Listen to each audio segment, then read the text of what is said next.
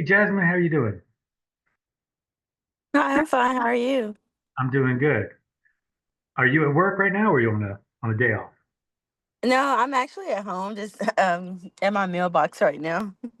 That's okay. Well, do you have I sent a message saying that we were going to be starting late, but then in the end, the delivery went way quicker than both Ian and I thought it would. So we're Uh-huh. done. We got our brand new wheel. We're very excited about it. Oh, And wow. um, so do you have any questions for me? Do you have anything you want me to cover? So I guess my big thing is having a hard time understanding. I think like one of the assignments I didn't do, I forgot which one it was. I know it's a drawing assignment. Right. And I think I received like half credit for it because I still haven't submitted it. But I guess and then on some of the assignments I'm not doing like part one and part two. So I'm getting points taken off of. Right. Yes. So I just making sure, like, what can I do? Because I feel like I try to do both of the parts, but I'm either forgetting to do it, or I don't know if it's just like me Right. not understanding maybe one part. Well, with the design sketches, there's always two very distinct parts, right?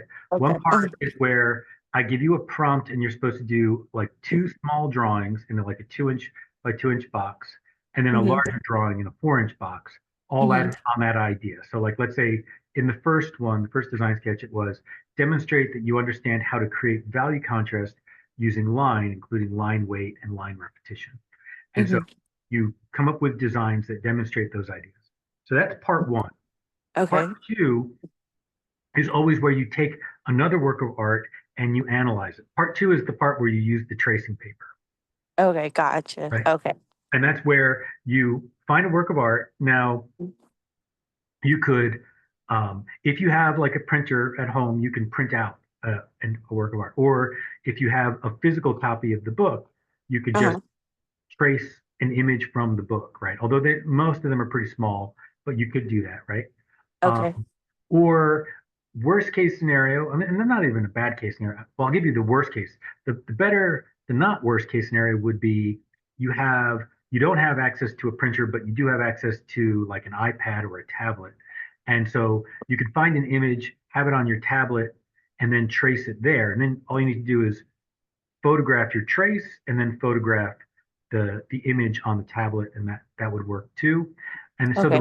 the worst case scenario would be that the only access you have to images would be on your phone, and you have to do the trace over your phone. But even that Gotcha. is acceptable. Like Okay. whatever you need to do to get the assignment done, as far as I'm concerned. And so each of those are the design sketches. You're supposed to trace it, and then in your trace, some sort of analysis demonstrate you know something that we were talking about. Like either show me that you know that there is which is the positive and which is the negative shapes, right? Uh-huh. Or demonstrate that you know how the movement is moving in the composition or something like that, right? So it's Okay. not simply just tracing the artwork, it's tracing it and then maybe putting some arrows or filling in some things to demonstrate, yeah, I looked at this artwork, I understand it in terms of what we were learning for this unit. And so that's generally the point. So it's really getting at like because every unit we have design concepts that we cover, right? Hmm.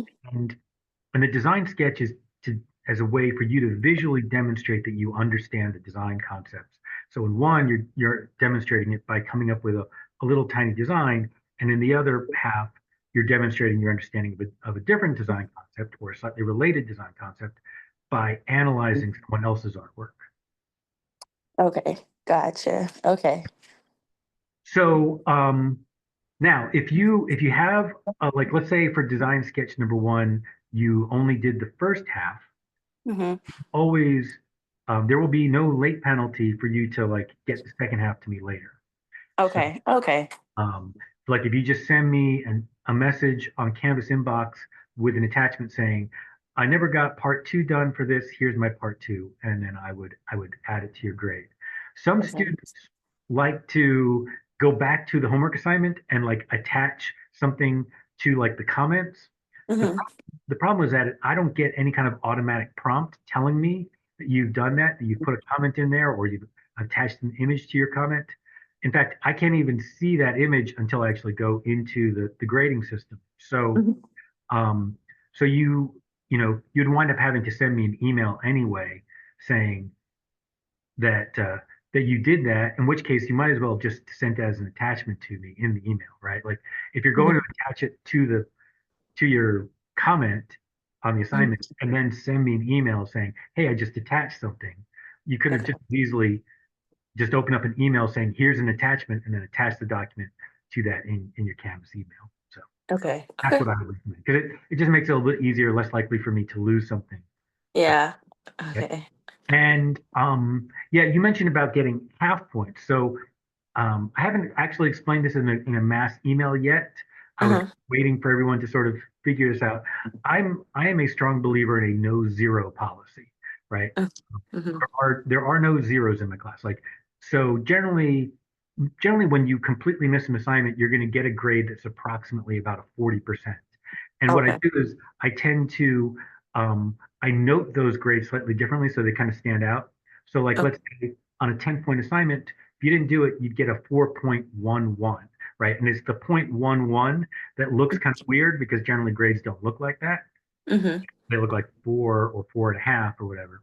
And so anytime you see anything that says something 0.11, right, Mhm. that means, and usually I try to also click, you know, missing so that it still shows up red and so that you can still see that I think it's missing. But sometimes I forget to do that. But if you see something marked 0.11, that means that I think you have not submitted it. Uh, Okay.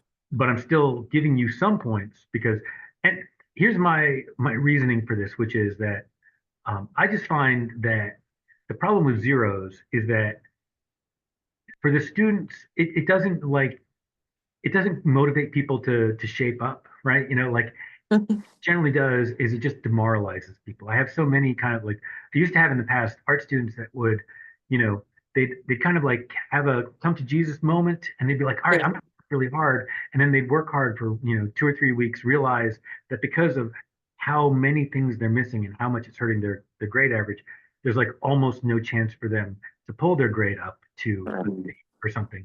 So by giving everyone kind of like a 40%, it's still a warning and it's still hurting your grade, but it Mhm. means that the minute that you start actually getting stuff done, you're gonna see your grade rise more dramatically, and you're not gonna feel kind of like this is pointless. You're gonna feel like, hey, I should keep trying to get all these late assignments done because I could maybe bring my grade up to a B. Yeah, yeah, yeah. Yeah, I think I noticed the assignment that I didn't do, I noticed that it did drop my grade down tremendously, and so it stood Right. out to me a lot. Right. In general, like right now, the averages in the class are between like some people who are averaging like 130, 140%, Mhm. and other people um, who are averaging like 30% and 40%, and not Mhm. much kind of in the middle. And Yeah. and the main difference is that like the people who are doing badly in the class right now have hardly turned in any assignments. Mhm. And the people who have are pretty much because I'm giving out a ton of extra credit opportunities all Right. along the way, so that as long as you're getting kind of like B's and A's, and I'm not a particularly hard grader, so as long as you're getting B's and A's most of your assignments, those extra credits are going to help you to get a pretty good grade. Okay. So yeah, it's just a matter of being consistent. Uh, Okay. Alea, how are you doing? I'm doing good, sir. How are you? I'm good. And am I pronouncing that right? The first name? Yes, Alea. Okay, good. I just always want to double check because, as a person with a last name that everyone mangles, like it's really hard to say Stelios Wills, I'm very cautious about making sure that I'm pronouncing everybody's name correctly. So, I was just answering some questions about homeworks. Um, do either of you have any other questions about that, about homeworks? Anything else? So I missed a few assignments. What was it? Sunday I had family in and it was just a day. Right. So I'm still able to turn them in, but I need to send you a message Exactly. directly? Yeah. Okay. Yeah. Like generally, like I design all my assignments to, have like a due date. And then usually, so like normally like an assignment might be due like midnight, right? Like on Sunday or on Monday. Like the next unit for unit two, everything is due at midnight on Thursday.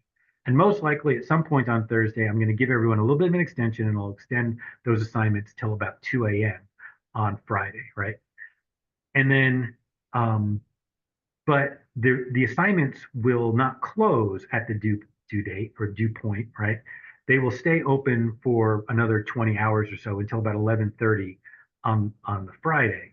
So you, even if you're late, you still have a chance to submit it right then and there, like just the next day. Um, Okay. and I'm trying to make it so that like the penalty is a little bit less if you do it then, and so you're more motivated to do it right away, like the very next day.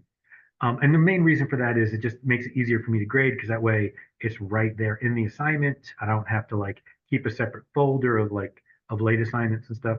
But it is true that once you've missed that window, once the assignment is closed, you can still send it to me and just send it as an attachment in Canvas inbox. And then also, if you can get it to me within a week, it's just a letter grade. So it's like if you get it within that first day window, right, then it's going to be just a half letter grade deduction. If it's going to be within that week, it'll be a single letter grade deduction. And after that week, it's going to be like a 2 letter grade deduction. And that applies all the way to the end of the summer session because we only have 4.5 weeks really. So there's no point in being kind of picky about the second week and the third week. It's just if you can get it within a week, it'll just be a single letter grade. Um, and yeah, my policy is that I'm willing to look at work. I generally don't like it when students, submit everything all at the end of the semester because it the problem with that is that means the student hasn't learned nearly as much. Like if you're just slamming out all the assignments all at the same time, your chances of really, I mean, for one thing, like when you get to turn in homework number one and then you get to see me correct it, and then that comes before quiz number two, right? And then you get to apply, oh, I was wrong on that question, and he provided the correct answer for me. And then that shows up on the quiz. That helps your learning, right? If you're doing, five different, unit versus amounts of assignments all in the last weekend before the class closes, your chances of learning much of anything out of that is really small, right? So that's kind of why I try to discourage that. But at the same time, I do want everyone to have every chance possible to get every work in. And one of the things you might see is that as we move towards the end of the semester, the workload does get lighter and lighter. More and more of the assignments drop off. Like the reading and video assignments are only required for the first 3 units, and then um, they're not. I mean, you can always send them to me if you want to, like just, but you don't have to do them. And then even at the end, some of the art assignments become extra credit and then the very last one, homework number 9, I think is also extra credit. So towards the end, it's a and my basic feeling is that for the people who worked really hard and really on top of it, they're going to appreciate the lighter load at the end. And for the people who have been feeling like they've been desperately trying to catch up, they're going to appreciate the chance that it'll help them to catch up. Okay. Okay. So any other questions about that? No, sir. Okay. Um, So what would you like for me? I can for either one of you. My basic plan was to cover the start of Unit 4, and I could either begin with the lecture on architecture or the lecture on early Christian art and its transition into medieval art. And whichever you prefer. Or I could go back and cover, lectures from, units 1, 2, or 3. If there's something that you kind of feel like, oh, I'm not sure I really understood that all that clearly. I don't mind. We could do like the architecture lecture. Okay. All right. That sound good to both of you? All right. We'll start there. Actually, I'll just very quickly go through the early Christian lecture just so you kind of have a sense of like what it's like and what I'm going to be covering, like if you watch the video or if I do this as a lecture for tonight, which I might. Um, okay, so the very first thing, let's go. Oh, I forgot. I need to share screen. You can't see my screen yet. Okay, and then I'm going to pull this one up for a second. Slideshow from beginning. Okay, so in this lecture, I first kind of go through a little bit of like a recap of Hellenistic art and the transition of Hellenistic art into Greek art, or no, into Roman art, and what is the relationship, as best as I can explain, between Roman art and Roman architecture versus the Greeks that preceded them. And the main point I want to make is that it's a mistake to think of classical Roman art as being just a repeat, just a copying of the Greeks. Although copying of Greek artworks was a very big part of the culture of Rome. Um, and then the lecture goes into early Christian to Gothic. And so the question is kind of like, how did we get from here to there kind of thing? And I guess the first most important thing that I want to say is that this is by far the most cursory of all my art history lectures, in that like there's so much information and so much artwork that I just skip. I'm just trying to give you a big, broad kind of view of how did we get from the late Roman Empire to early Christian art to all the way to the Gothic, right? And I do it primarily by talking about buildings and talking about the transition from the use of the basilica form in the very late. So I'm not really talking about, like, I'm not for every period, I'm not showing you examples of two-dimensional artwork and examples of sculptural artwork. I show you a little bit here at the end to represent the Gothic, but there's a lot I'm leaving out. So does that kind of make sense? All right, so that is that lecture, which I'm not going to do today, but we are going to do this lecture, okay, on architecture. And so, I mean, I guess the first thing I want to say is that some people might not have thought about architecture as being one of the art mediums, right? Uh, that I think in our world today, we kind of think of architecture as a separate thing. It's like it's involved in business, it's involved with engineering and making, buildings and so forth. But in the ancient world point of view, and for most of history, like all the way up to really the 19th century, the view of architecture was as one of the arts, but also sort of like the um, the grandest one, right? Like because the thing about architecture was like in the Baroque, they often talked about architecture as being kind of like similar to opera, right? In the way that opera is this kind of art form where it combines set building and painting and acting, and performance and performers, right, with lines and music. And the performers are also singers, but there's also an orchestra, right? It puts all of this stuff together, right? And drama, um, all in one art form, right? And so architecture is kind of like that as well, which is that it's the building, but it's got painting and it's got sculpture and it's kind of like this combination of all these art forms. We tend not to think of it being, painted, but like when we get to the Parthenon, it's important to remember that large parts of the Parthenon were painted. Um, and that for most of the ancient world architecture that we look at today and is all bleached, because it's been worn down by sun and wind for so long, that almost all of that ancient architecture was heavily painted, very bright and colorful. Um, so that's something to think about. So we're talking about architecture, and what in my lecture on architecture, it's a lot about kind of considering a lot of different metaphors about what is architecture and what is the purpose of architecture. And partially what we're trying to do is we're trying to figure out what is the difference between architecture, like serious architecture, like you hire an architect for kind of architecture, or like the architecture that we study in an art class, like an art appreciation or an art history class. What's the difference between that and just a building? Like, what's the difference between Chartres Cathedral and the dollar store that you go to, right? Like, they both are buildings. They both serve their purpose. You know, they both have roofs, and the roof holds up. But there are not many people who would be like, it's my lifelong dream to visit the dollar store in Columbus, Mississippi. Um, Whereas there are some people who'd be like, it is my lifelong dream to visit Chartres Cathedral in France, right?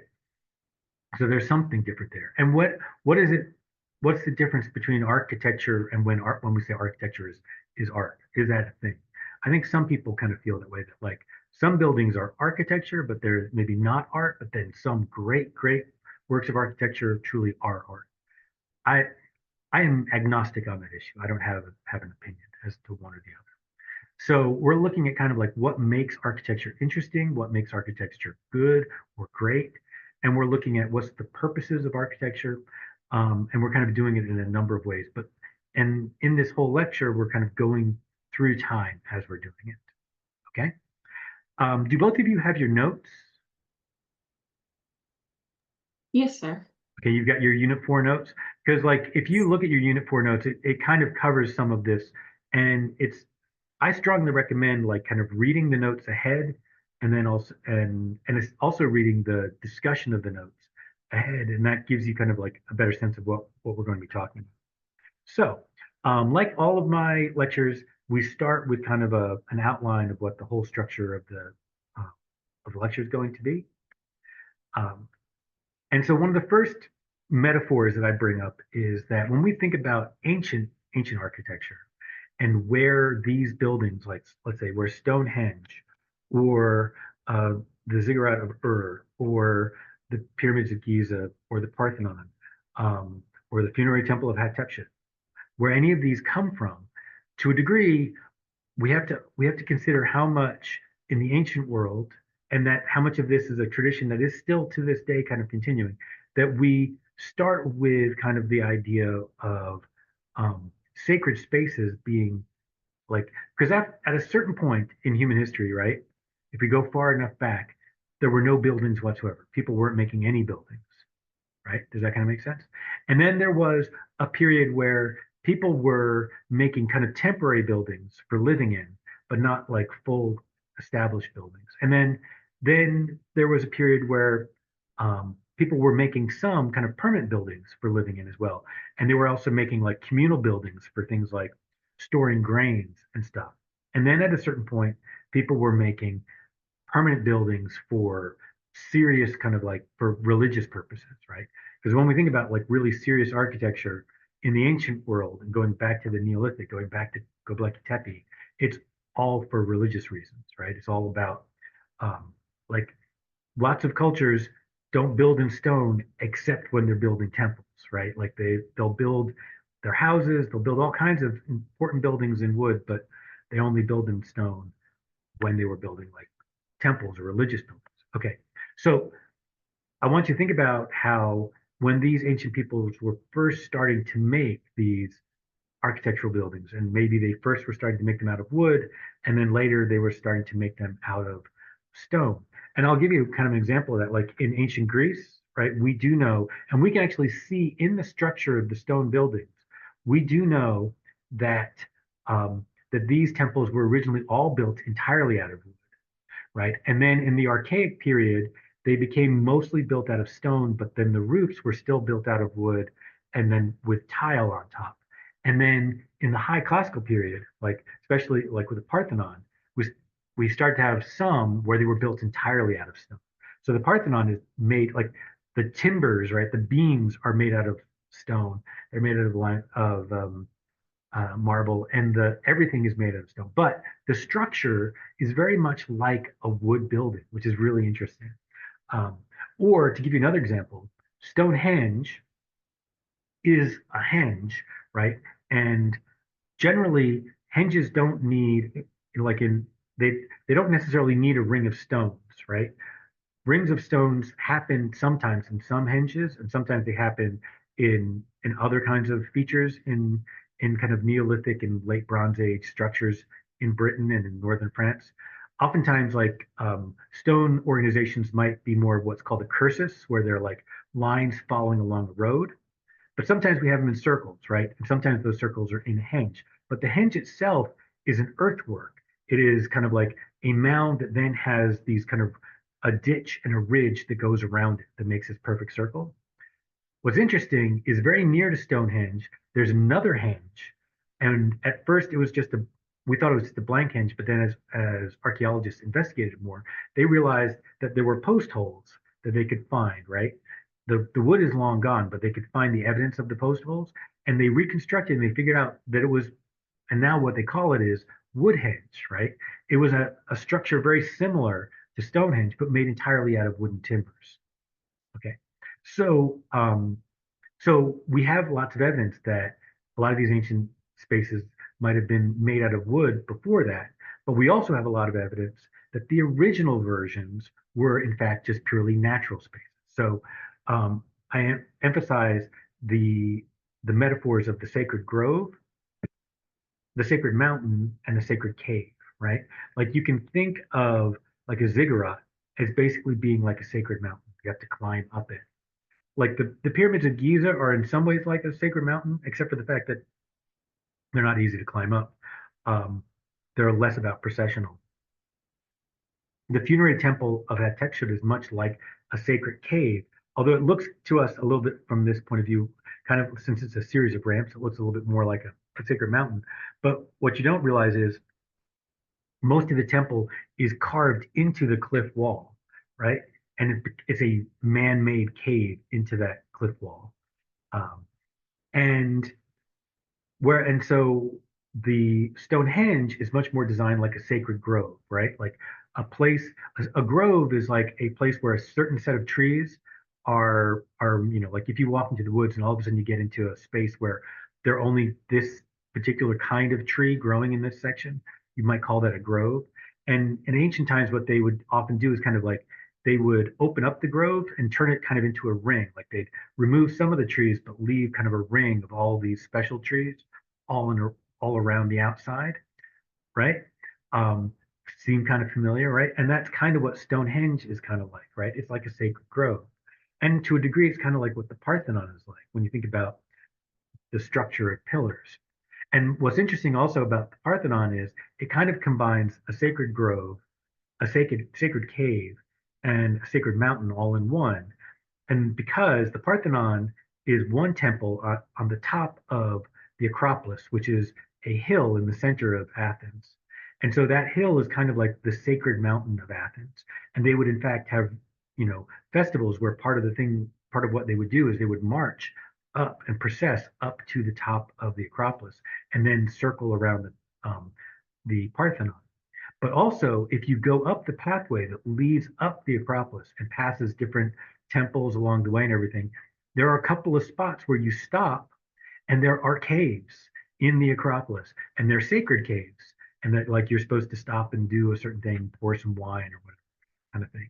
So in the Parthenon, the way it interacts with the Acropolis, we have kind of like all three of those metaphors sort of working together. Okay, so this, like I said, this lecture is partially about, hello, why am I, here we go. It's partially about theme, right? Like what are the meanings that we find in architecture, but it's also about engineering, right? And the engineering is in a way one of the themes. So one of the points would be that the purpose of buildings is to hold themselves up and hold up the weight of their roof, right? And so Stonehenge is a great example of, and a very simple and obvious and clear example of one of the simplest and basic ways of supporting weight in a building, and that's called post and lintel architecture. Can you both see my cursor? So these stones here, right, the ones that are upright, those are called posts, right? They stand upright. So like these right there. And then the stones that go across it, those are called lintels. And that is the fundamental fundamental structure of post-lintel architecture. And it's the same thing here and the same thing here, right? It's still basically the same idea of you put things upright, vertical things upright, and then across them you do beams, right? Lintels that are going sideways, and you support the weight that way. That's called post and lintel architecture. Okay. And so the one of the things I want you to think about is that like as we go through this lecture, we keep coming up with new technologies along the way, new ways of supporting weight, but they also but that's not the only thing that's going on. They kind of change the points and the perception of like what architecture should do. Okay, so like I said, the funerary temple of Queen Hatshepsut is kind of like a sacred cave, in that you can go, like you can see here, the ramps, and then this part in here, that's all inside the cliff wall. It's all been carved out of the cliff wall, which is pretty amazing. And and it's a great example. But on the outside, it's a great example of post and lintel architecture. And then here we have the Parthenon, which is a great example. Here we have a view of the full top of the Acropolis, the full kind of temple quarters that's on the very top of the Acropolis. And then the Parthenon was the main building on there. And Parthenon, let's just take a brief aside. I'm going to do so. The name Parthenon means Temple of the Maidens, right? Because in Greek, Parthenos means young maiden. And so,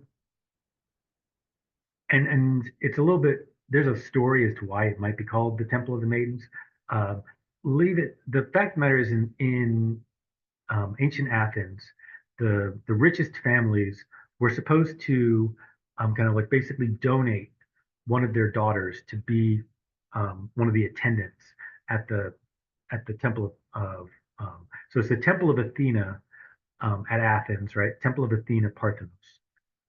And so these young women would then be basically like at the age of 13 or 14, they would be given to the temple, and then they would live there for the next, I don't know, like 10 years or so, and serve the temple there. And this was considered a great honor to those families that, so that's part of the reason. There's also a whole legend about some of the young ladies who worked at the temple, like when Athens was being besieged, that they sacrificed themselves by jumping, like throwing themselves off the cliff, and by sacrificing themselves, that saved the city.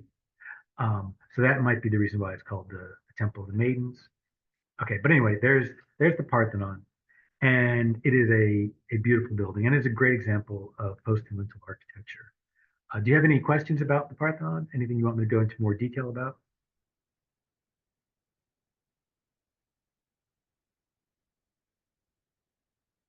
Either one? Jasmine? No? Okay. Alea? No, sir. Okay. So I'll give you a few little pointers. So one of the things you have to understand about post-lentil architecture in general and the cultures that made them, and especially about the ancient Greeks, is that the ancient Greeks were very interested in the idea that the building should hold the weight, but also should clearly demonstrate that it's holding the weight. Like it should do a good job of like looking convincing that, yeah, I'm strong and I can hold this weight really well. Okay. And so there are a lot of features in Greek architecture that are really kind of are unusual. One of them is something called entasis, right? When you look at these columns, right, the columns are they're a little bit like they're wider at the bottom than they are at the top, right? They get thinner as they go up, but they don't get thinner in like a straight line. They're not like conical because they actually swell out just a little bit. They actually get widest right about the bottom third, right? So they start wide, but then they get slightly wider, and then they slightly taper in a very, very slight curve. And then they're all done exactly the same that way. And that's called entasis, Entasis, which is a Greek word. It's hard to say, hard to spell.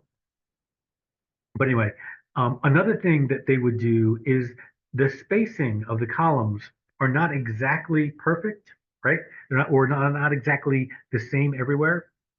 They would slightly open up the spacing in the middle, and then they would slightly condense the spacing at the corners, precisely so that the building would feel more stable, because if the corners have just a little bit more support right there, it feels more kind of like strong, right? Another thing they would do is that none of the columns are exactly straight perpendicular. They all lean in just slightly, like the tiniest little bit. It's like you can barely perceive it looking at these, but they all lean into the middle of the building just a little bit. And the purpose of that is also to look like more muscular and to look stronger, right? So it's what we call this the communication of weight, right? That it's like the building is communicating the idea that I'm holding this weight and I can do it, right? That I'm strong. Okay. Anyway, post and lintel. So beyond post and lintel, we have the development of the arch, and I probably shouldn't start with the dome. I don't know why I have this page. Whoop.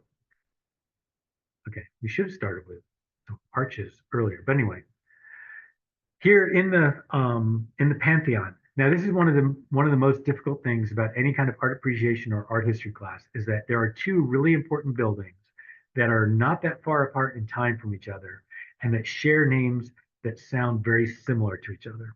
There is the Parthenon in Athens, Greece, and then there is the Pantheon in Rome, right? And was Roman, right?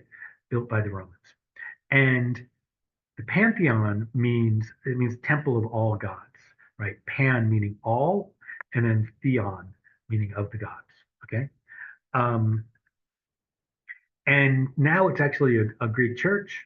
It's been that way or not a Greek church, a Roman Catholic church, and has been that way for a long, long time. But it still has the basic structure that it had, where each of these little niche spaces would have been for votive sections for different gods. Um, but there was supposedly something about it that also included like some spaces for extra gods, like for the unknown gods. There was famously, if you know your writings of Paul of Tarsus, there was famously a temple in Athens that was dedicated to the unknown god, right? So like the idea of just in case there's someone else that we need to worship, let's also have one of these. And supposedly that was also part of what the Pantheon was about. It had places for offerings to a lot of the important gods of Rome, but it also had some sections that were just kind of more like generically whichever god you want to worship right here, kind of thing. Um, anyway, so what we have here is we have arches, right? And then we have a dome. So an arch, Leonardo da Vinci once described an archway as two weaknesses that make a strength, right? And what he meant by that is if you put a column and then you put like half of that curve of an arch on it, and that half of the curve is going to want to kind of lean forward, it's going to want to fall over. You see my hands, right? Like if you imagine a curve, it's going to want to fall over. And if you have two of them, right? Can you see my hands? If you have two of them and they both kind of lean into each other, but then right? They fall into each other. Then all of a sudden, now they're really strong, right? And that's what he meant when he said an archway is two weaknesses that make a strength. And so an archway turns out to be a really brilliant way of supporting a lot of extra weight. Like you can spend a lot more space and you can support a lot more weight with an archway than you can with a straight post and lintel. Because with a post and lintel, if the lintel gets too long in a distance, then it's going to snap in the middle, right? But with an archway, because an archway communicates the weight downward, right, along the curve of the arch, so it's much stronger. And then a dome is basically the same principle. It's the principle of an arch, only this time turned all the way around. Okay, so like a dome is simply an archway that's been rotated 360 degrees. Does that kind of make sense? Right, that you're building an archway going all the way around, and that makes a dome. Okay, here's some Minecraft work. Someone made a pantheon in Minecraft, which I think is pretty impressive.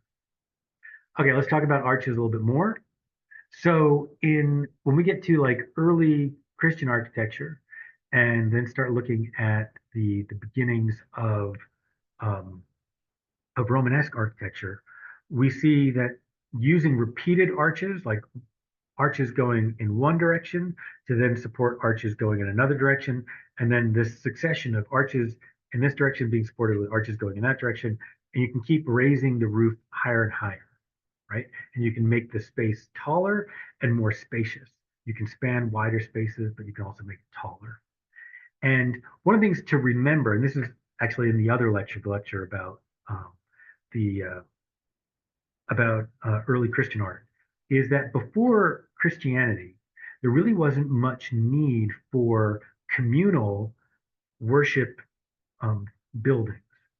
Worship was generally done um, not in a kind of communal sense. And when it was done in a communal sense, it was generally done on the outside of buildings, right?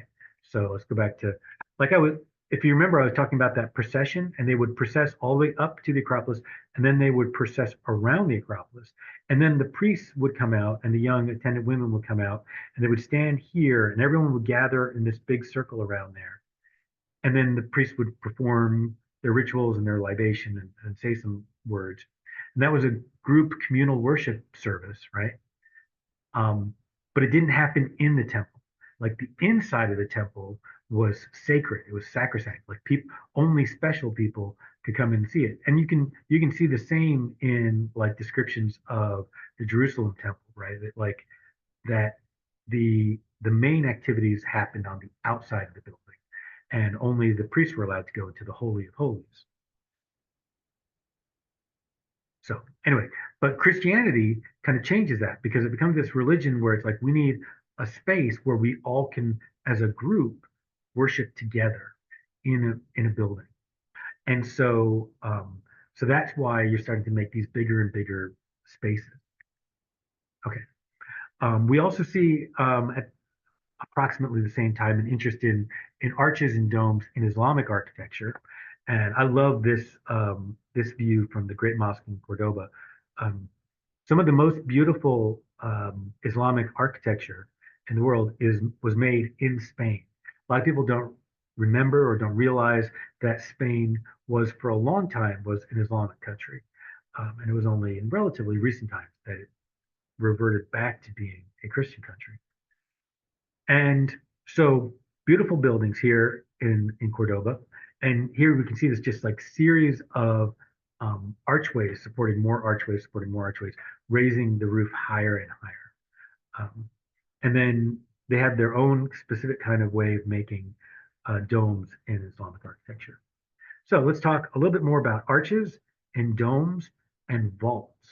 Okay, so just like a dome is where you take an archway and you rotate it around 360 degrees, a barrel vault is where you take an archway and you extend it in a line, right, for a certain amount of space. You just keep like if you took one archway, like imagine if you could in Minecraft just kind of copy the whole arch, and then every time you hit your pick, right, you just made another arch, made another arch, made another arch, you just did them in a line, boom, boom, boom, boom, boom, boom, boom, down, right? Um, and you can make a barrel vault. Okay, and that's what that is, barrel vault. So you can make using an archway, you can make a dome if you want to, or you can make a barrel vault. But if you really want to span even more space, you take one barrel vault and then you intersect it with another barrel vault, and that gives you a groin vault, right? That's a groin vault right there, and that's a groin vault. And then the groin vaults allow you to have even more open space. Okay. And And then there's a special kind of groin vault called a Gothic ribbed vault, which is this one right there and that one right there. And there's some innovations that happen in Gothic architecture, which we will get to when we get to the Gothic. Um, some innovations, namely that they would put this extra kind of support called ribbing along in various places. Two, they would the archways were no longer rounded; they were pointier, right? They're kind of pointed.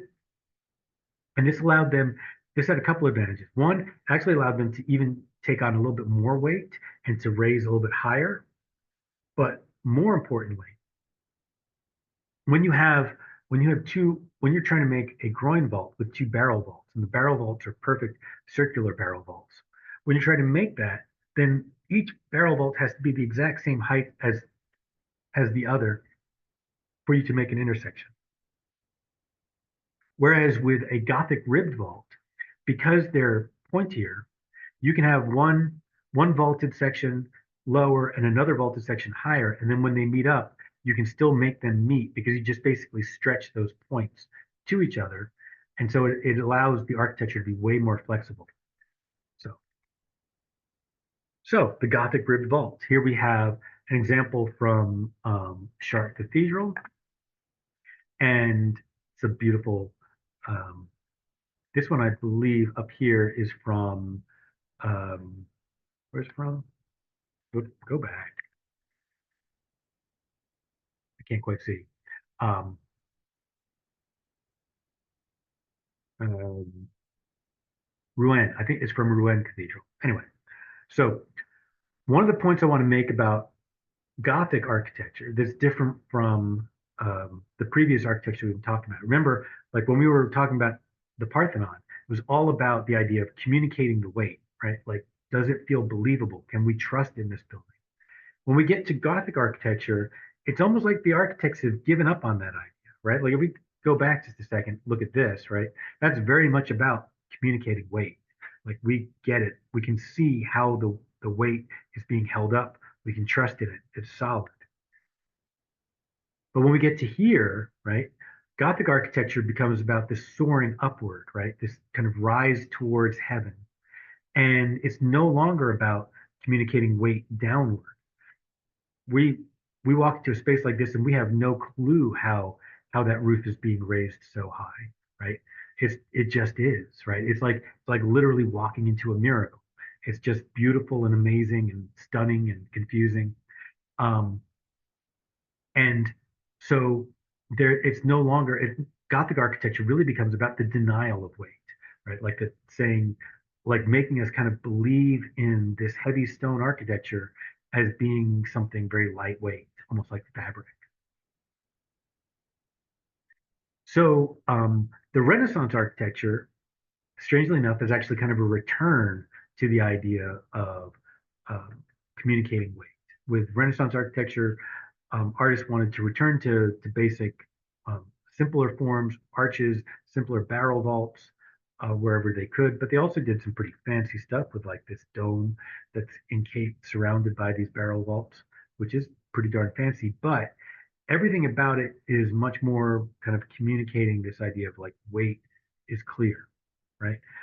So in some ways, a bit of a rejection of what was going on in the Gothic. And then when we get to the Baroque, there's the Baroque is very much built out of the language of Renaissance architecture, but some of its intent actually feels a little bit more like the Gothic, right? Doesn't you see what I'm saying? In that, like it's much more about the rise upward than it is about the weight downward. There's so many. We're only looking at this one particular building, Il Gesù, to represent the whole of the Baroque. There are so many Baroque cathedrals and churches that we could look at, but we don't have all the time in the world. Then we get to modernism. So far we've had a couple of different metaphors about the purpose of architecture represented here, right? Like one of them is that the purpose of architecture is to clearly communicate the weight of the building. The opposite of that would be that the purpose of architecture is to create soaring movement of weight upward, to feel weightless, to feel like, almost um, like miraculous. And that's also related to this kind of idea of like the purpose of architecture is to kind of create the experience of heaven, right? That we can see to a certain degree both in the Gothic and in the Baroque. A lot of the purpose of architecture is, like let's say here with Rouen Cathedral, is about the sense of space, the compression of space, and then the openness of space. And we can also see that kind of here in Saint Andrea, right? Um, in the Renaissance architecture. We can even see that if we go all the way back, right? Let's go to Queen Hattusha, right? That this is also about the idea of playing with space.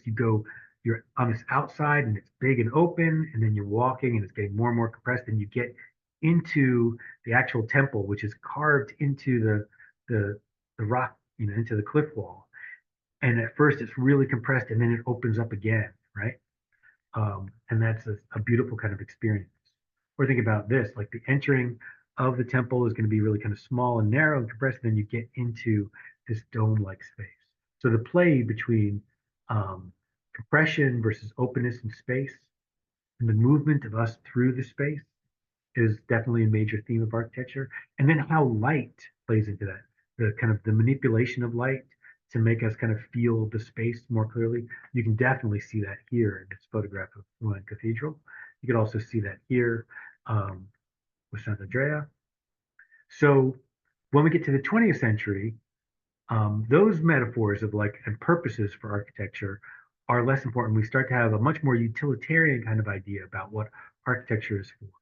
And in the 20th century, modernist architects argued that the the thing that makes truly a great building truly beautiful is by being perfectly suited for its use, right?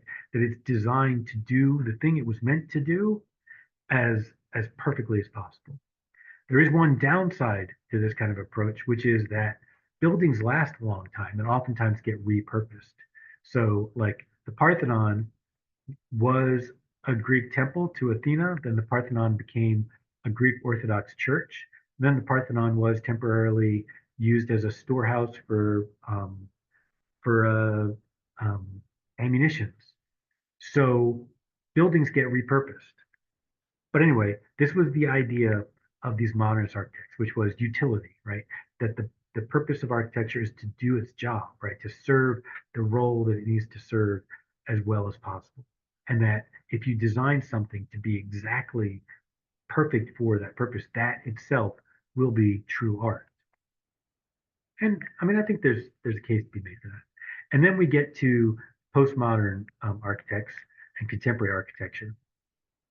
And the main one I want to talk about here is Frank Gehry. And here we're looking at, let's see, Walt Disney Concert Hall. I've been there. That's a pretty amazing, really beautiful building to see. And then the other two images are from the Guggenheim Bilbao Museum in Bilbao, Spain, or Bilbao, I think is how they pronounce it. And it's beautiful. I have not been there. I would love to go one of these days. And then lastly, in terms of contemporary architecture, I want to show you some of these images by Richard Meyer. This is one of the very first museums Richard Meyer ever built. It's called the Athenaeum, interestingly enough, called the Athenaeum, and it's in New Harmony, Indiana. I've been there. I've gone to the Athenaeum in New Harmony, Indiana. It's a beautiful building. I spent there's not a lot in it as a museum, but it's a beautiful building to explore. And I spent like a good 2 hours exploring all of it. And then Richard Meyer was hired to do the new version of the Getty. And the Getty is kind of interesting because if you remember, we were talking about the Acropolis, and it's sort of like this city on the hill, right? There's this hill in the center of the city, and then on the top of that is this kind of structure of all these buildings. Like, let's take a look at the reconstruction drawing of, right? Like right there, how you have all these different buildings kind of like grouped together with pathways between them. Well, Richard Meyer definitely kind of built his Getty kind of like a modern Acropolis, modern Parthenon. It's a museum. It's a beautiful museum. I've been there. Fantastic collection of artwork there, and you don't really get to go to most of these buildings. A lot of these buildings are for non kind of public use. They're for like research and stuff, but the public buildings are amazing. All right, and that's the end of the lecture. So I went a little bit long. Any questions? No, sir. Jasmine? No? Okay. All right. Well, remember, you can always ask me a question in any of the discussion sessions or on any of the Zooms, or you can ask me questions like you could just send them to me on email. I do not mind either way. Okay. All right. We'll stop the share from there. And all right. If you have no other points, no other questions, we can end it right there. You guys have a great rest of your afternoon. Thank you. Thanks, sir. You too. Bye. Bye. Bye.